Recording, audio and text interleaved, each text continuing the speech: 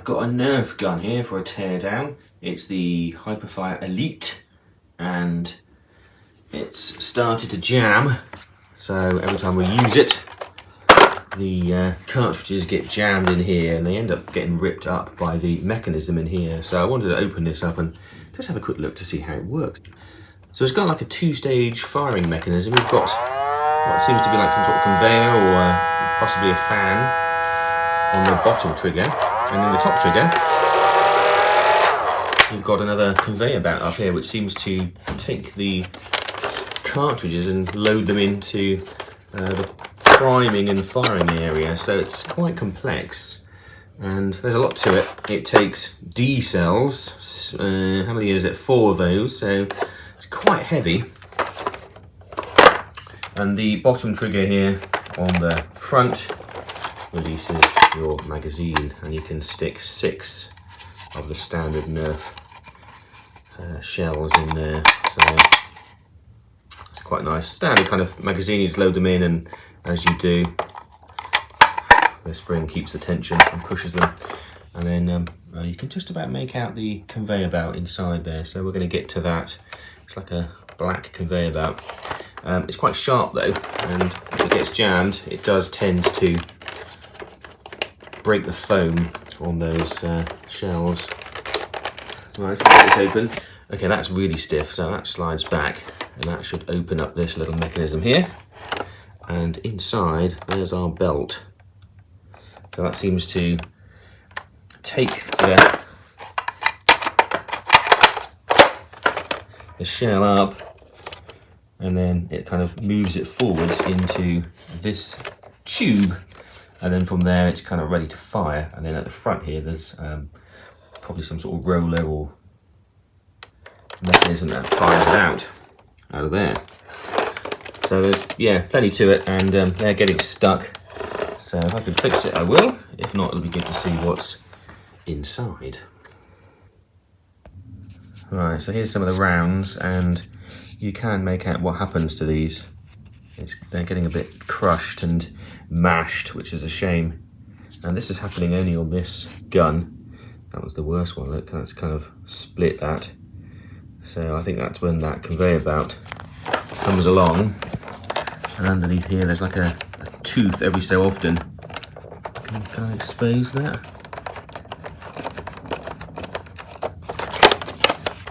There it is.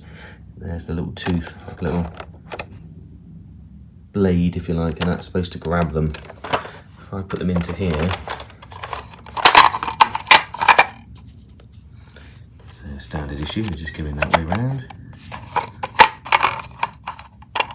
And it tells you there, look, 6. Load them in, and that's how they sit. And then this conveyor belt, this black conveyor belt, will run along, grab it at the end and push it forward. And something in here has probably got old or mashed up, and what's happening is they seem to be getting jammed just as they're going in. So sometimes it loads them okay, other times it just scrapes around. And it does seem to have some sort of a load sensor, so it will stop. It won't just keep on mashing away and stripping that shell, but that round. But once it's kind of damaged them, yeah, they're definitely damaged. And there's a lot of interlocks on this as well, because this trigger won't press unless you've started with this one, and then it won't go at all if you've got the door open, because there's a small button there. And it won't go without this in as well, because there's going to be a button in here. In fact, there's a couple. There we go, you can just about see those down there. So it knows if it's ready to go or not, and it certainly knows if you've left a door open. So yeah, can't fool it. And there's the batteries. So previous owners had Duracells on here. That must have cost a small fortune, but yeah, some big power. So there's our serial number stamp, 2015. So it's quite a few years old now, isn't it, that copyright? But yeah, 6 volts, 15 watts, pretty high for D cells. As with these guns, a lot of screws to undo. I don't know, there must be 20 there or something. So yeah, it's going to be quite a bit of unscrewing. Right, well, I think it was 20 screws actually, all in. So they're all out, and the big reveal. And there's our mechanism. Quite a monster. There's our battery pack. And we've got a small circuit board here. Plenty of wires coming around. So we've got our two-stage trigger assembly. There's an interlock, which stops this one moving, unless that one's already down. And here's our loading mechanism, the cog. And indeed, there's our other interlock just in the top here. So when you open this one up, which is extremely stiff, that little pin there, that presses on here.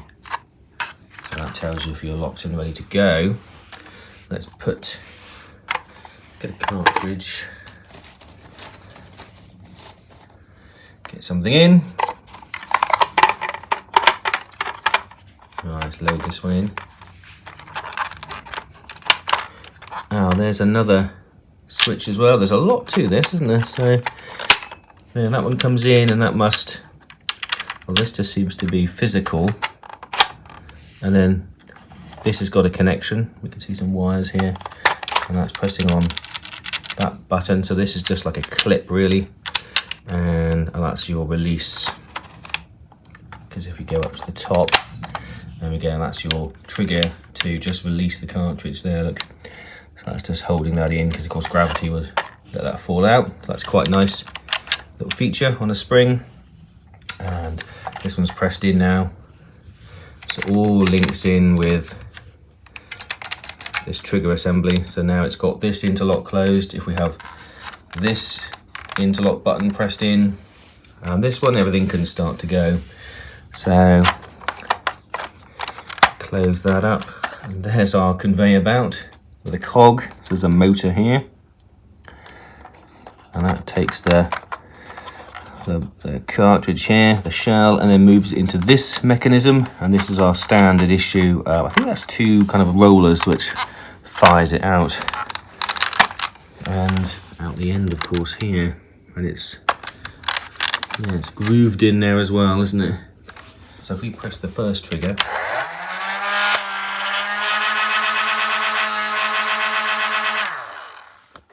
we'll open this up in a second, but that must be those two rollers that fires it out at high speed. They're just kind of two pinch rollers that fires it out. I'm interested to see how this thing works here, so let's move that one up.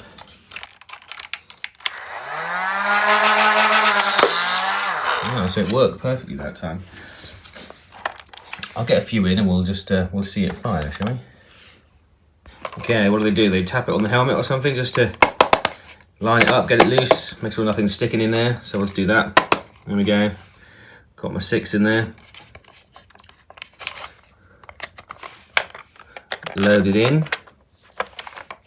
through the clip up to the interlock. So that's ready to go. So once we've got that, we'll get the first trigger going. That's the motor assembly. Right, so now we've got that in place, let's get the first trigger going.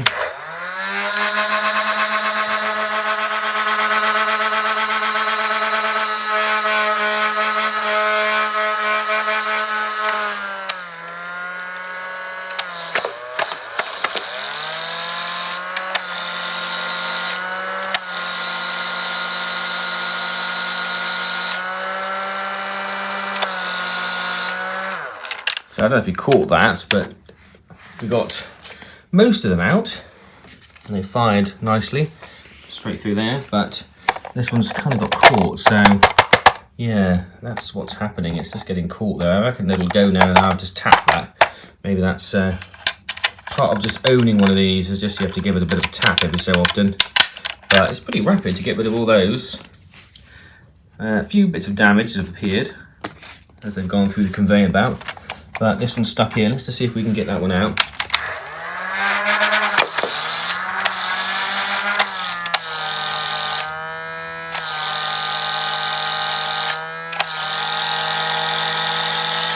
You see that conveyor moving now?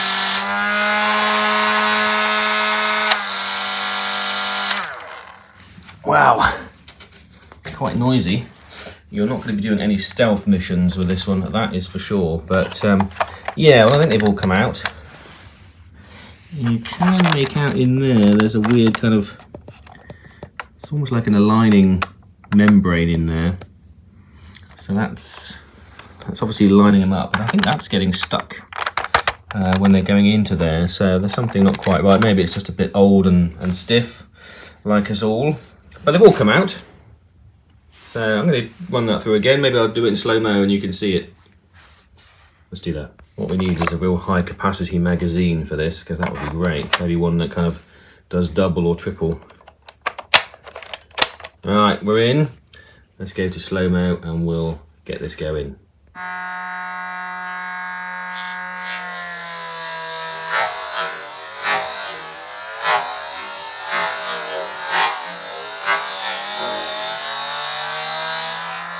Just going to show you this area in here. This is the bit that seems to be getting stuck a little bit. See that in there? It's very soft. It just seems to be like, damn. Angle you a little. There we go. Just to make that out look. It's very weird. Not quite sure why that's there. And maybe it just grips them if they're in there and they don't fall out the end, I guess. But I think they get stuck on that. And then what happens is this belt here, this just rips them apart. Anyway, we'll have another go and we'll video that as well.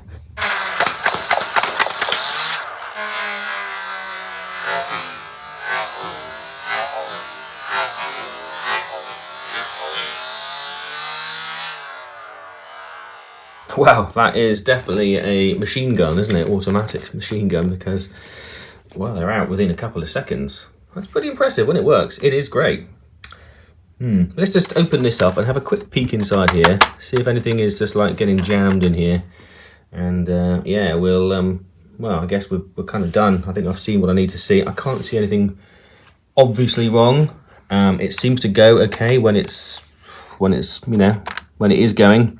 But when it jams, I think that may be just part of the way it is. Maybe, I mean, these, I'll be honest, these aren't genuine ones. These are kind of third-party ones, but, you know, they're expensive when you buy them. So I went for cheapies. Right, just taking the cover off. Just a couple of screws at the back there. Nothing interesting in there. And I have noticed this. What is this? Is that an end from one of them perhaps? So that was stuck into here. So maybe when that's getting dragged around, that's actually catching them. Let's take this off. This is our weird flangey thing. That seems okay. Let's put that in, shall we? So it's like that, wasn't it? And that goes in there. Ah, okay. Yeah, it's like a one-way valve. So once they're in, it does indeed grip them and they don't come back. So it's like a crude one-way valve. Yeah, just goes in there, look. Strange mechanism, isn't it? And it's keyed, so it's got these kind of like funny keys that go into there. So it holds it into place, and then on this side you've just got the normal points and then go into there. How are these then? That looks, well, these are slightly at an angle. Have you noticed that? Look, that's kind of interesting. I don't know if they're supposed to be or they're bent, but this one's facing that way a little bit and this one's facing that way. There we go, I'll just bring you down. So when it comes in,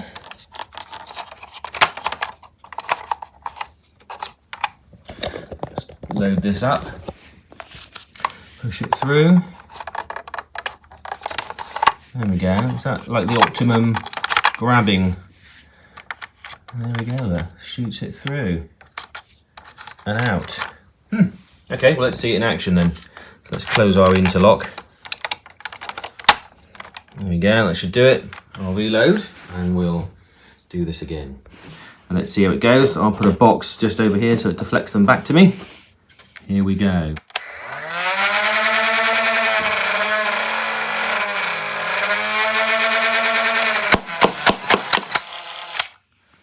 Cool, so yeah, it did stop here because of course the cover's off, but that was quick, wasn't it? That was awesome. Let's just get that one going. Ooh, it's kind of got a bit jammed in there, so yeah. Yeah, it's not designed for high torque, it's designed for high speed. Get them out as quickly as possible, and yeah, if you're not lined up, that's what happens. But I reckon that tiny piece here was causing the problems. So with that out, I reckon that will probably be all right now.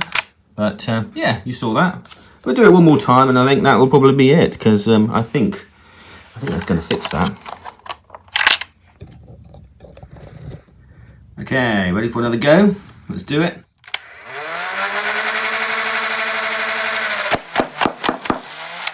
Excellent. That is a beast. Right, okay, well I think that's working a little bit better. I just pushed this down, this mechanism, into the proper pins, and it's a lot more straight now. So that is cool. And yeah, it's almost like a rifled barrel in there as well. It's got marks. But I think that's probably going to be a success for this one then. So if you do get that, just check your various housings, especially under here, because things, I guess, got trapped in there at some point, and it stripped off what possibly looks like the end. Maybe a different type of one of these, and it's got caught. So yeah, that's probably that. Otherwise, apart from being a bit of a monster for battery power, it's quite a nice little tool, this one. There's other sort of mechanisms in here. I'm not quite sure what's in here. It might be just a conduit, because there's no switch there. There's other little bits and pieces up here, but I think it's fairly straightforward. You know, it's power distribution here. Might be a conduit up here for all the various switches, but yeah, interlock switch there, one there, and yeah, you've obviously got your double triggers, and there's your rollers. Now, it's either, is it worn, or is that, yeah. I wonder whether that is not supposed to be on there either. That is, I thought this was a rubber band to grip, but I think that's actually debris, because that's coming off far too easily. So I think that is either dirt or bits of these which have got caught in here, and it's just stripped them out, because look at that. That's coming off nicely. I think this will help. Yeah. I'm going to have to get all this out, aren't I, and give it a bit of a clean. But that's, yeah, that's coming out nicely.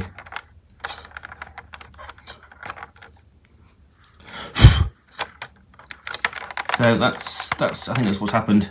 One's got caught in here, and it's stripped it to pieces. I think that's what's happened. So, you know, give them a clean up later. Make sure there's no bits on there, but I think that would probably do it. There we go. I think that's fixed the jamming issue on this one. It's quite a cool gun. You can see why there's, you know, they're quite expensive. There's quite a bit going on in here. There's quite a lot to it. Now, I did mention that the cartridge, the magazine here, is pretty small, only taking 6. And of course, just had a thought. I've got another gun here. It's like a crossbow jobby, and I take this one out. That takes 12. When we align them up, they look identical. So apart from the extra capacity, I reckon they will probably work. So we'll insert and we'll test it. And that will give us then double the rounds. See, this fits in. It goes in there okay. Goes past the clip. It does enable that. Let's give it a go, shall we? See if this will work.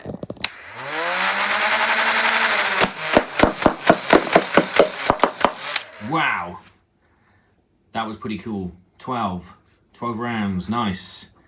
Okay, pretty happy with that. I'm going to stick it back together. Seems to work all right. Thanks very much for watching.